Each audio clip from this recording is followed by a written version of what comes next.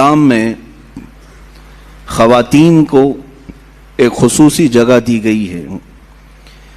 یہ آج واویلا مچانے والے بھی سنیں کہ جیسی ہی اسلام اور مسلمانوں کا نام آئے گا تو ایک شوشہ اٹھاتے ہیں ہر جگہ سے کہ یہ مسلمانوں پر یہ الزام لگانے میں بہت جلدی کرتے ہیں کہ مسلمان عورتوں کو زور زبردستی کرتے ہیں، انہیں چار دیواری میں بند کر دیتے ہیں، انہیں پڑھائی سے محروم رکھتے ہیں، انہیں تعلیم سے دور رکھتے ہیں اور نہ جانے کیا کیا شوشے چھوڑ کر کے. یہی تو باتیں ہیں جو عورتوں کو ابھارنے کے لیے اور انہیں بیوقوف بنانے کے لیے پیش کی جاتی ہیں. میں خواتین سے کہتا ہوں کہ تم ان کی باتیں سننے کی بجائے اپنی تاریخ کیوں نہیں پڑھ لیتی ہیں کہ کیا یہ جو آج بول رہے ہیں حقیقت میں ایسا ہی ہے؟ اگر ایسا حقیقت میں ہوتا تو کئی ہزار حدیثیں ماں عائشہ صدیقہ روایت نہیں کر رہی ہوتی. حدیث کی کتابوں میں ان کی روایت نہیں لی جاتی کہ علم اور یہ تعلیم سے ان کا کیا تعلق عورت کا. نہیں میرے عزیزوں، مکثرین صحابہ جنہوں نے کثرت سے حدیثیں روایت کی ہیں اس میں حضرت عائشہ کا بھی مقام ہے، ان کا بھی مقام ہے. اسلام نے عورت کو ایک خصوصی جگہ عطا کی ہے. اس حدیث سے سمجھ میں آتا ہے کہ اللہ کے نبی صلی اللہ تعالی علیہ وسلم نے ارشاد فرمایا دنیا میں چار عورتیں بڑی عزت والی ہیں، سب سے عزت والی ہیں. چار عورتوں کا تذکرہ کیا گیا ہے، وہ دنیا کی با کمال خواتین میں سے ہیں، جن میں سے پہلے نمبر پر سیدہ بی بی مریم رضی اللہ تعالی عنہا، دوسرے نمبر پر حضرت سیدہ آسیہ رضی اللہ تعالی عنہا، تیسرے میں سیدہ خدیجۃ الکبریٰ رضی اللہ تعالی عنہا، چوتھے میں سیدہ فاطمہ الزہرا رضی اللہ تعالی عنہا.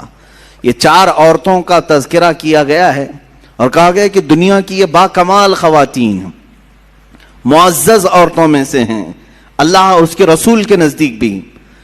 در حقیقت یہ چار عورتوں کے نام نہیں، یہ چار بڑے کردار بھی ہیں. ان عورتوں کے ساتھ ایک بڑا کردار ہے.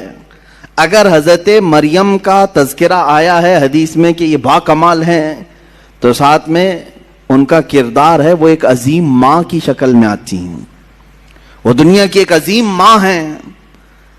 اگر سیدہ خدیجۃ الکبریٰ کا نام آتا ہے ایک با کمال خواتین میں تو وہ ایک بہت ہی شفیق اور مہربان بیوی کی شکل میں آتی ہیں، جنہوں نے ہر وقت رسول پاک صلی اللہ تعالی علیہ وسلم کے ساتھ وفا کیا، اپنے شوہر کے لیے ساری قربانیاں دیں.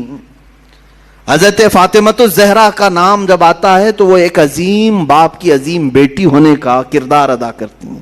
ان کے کرداروں پر بھی توجہ ہونی چاہیے. حضرت سیدہ آسیہ رضی اللہ تعالیٰ عنہ دنیا کی ایک عظیم خاتون کے کردار میں ہیں.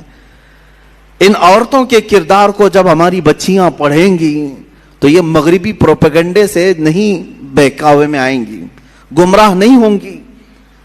میں آج تاریخ کے جھروکوں میں سے چند ضرور سیرتیں آپ کے سامنے عرض کروں گا جس سے ہمارے آنے والی نسلوں کو اور خصوصیت کے ساتھ ہمارے گھر کی بچیوں کو ایک حوصلہ پیدا ہو کہ ہماری تاریخ روشن ہے خواتین اسلام سے بھی.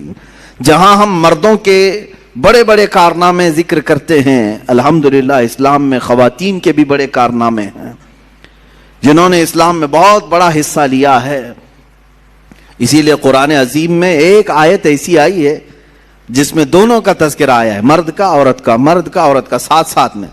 اللہ فرماتا ہے بے شک مسلمان مرد اور مسلمان عورتیں ہیں، بے شک ایمان والے مرد، اسلام اور ایمان کو الگ بیان کیا گیا، مومن مرد اور مومنہ عورتیں ہیں، بے شک عبادت کرنے والا مرد، عبادت کرنے والی عورت، بے شک سچ بولنے والا مرد، سچ بولنے والی عورت، بے شک اللہ سے خوف کرنے والا مرد، اللہ سے خوف رکھنے والی عورت. اور اللہ تعالیٰ نے فرمایا اور جو تصدیق کرنے والا مرد اور تصدیق کرنے والی عورت، روزہ رکھنے والا مرد، روزہ رکھنے والی عورت، اپنی شرمگاہ کی حفاظت کرنے والا مرد، اپنے شرمگاہ کی حفاظت کرنے والی عورت، اللہ کا کثرت سے ذکر کرنے والا مرد، اللہ کا کثرت سے ذکر کرنے والی عورت، 10 قسم کی صفات بیان کر کے رب تعالیٰ فرماتا ہے اعد اللہ لہم مغفرۃ واجرا عظیما، یہی لوگ ہیں جن کے لیے اللہ نے بڑا اجر عظیم تیار رکھا ہے، یہی وہ لوگ ہیں۔ یہاں پر 10 صفات میں نے جو ذکر کیا اس میں عورتوں کو ساتھ ساتھ بیان کیا گیا ہے۔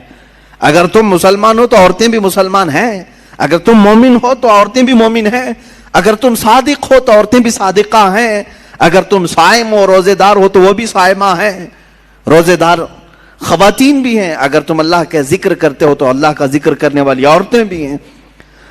میرے عزیزو، اسلام کو عظیم نونہال جو ملے ہیں یقیناً کسی نہ کسی عورت کے گود میں پلے تو ضرور ہوں گے، ان کی ماؤں کا کردار ان کی تربیت میں ضرور ہے۔ ہم نے تاریخ کے بڑے بڑے بطل جلیل اور اولیاء کاملین مجاہدین کی زندگیوں کو دیکھا ہے جنہوں نے اپنے بچوں کی پرورش کیسے کی ہے۔ سیدنا غوث اعظم عبد القادر جیلانی رضی اللہ تعالیٰ عنہ، ماں کی تربیت ہمیں صاف نظر آتی ہے۔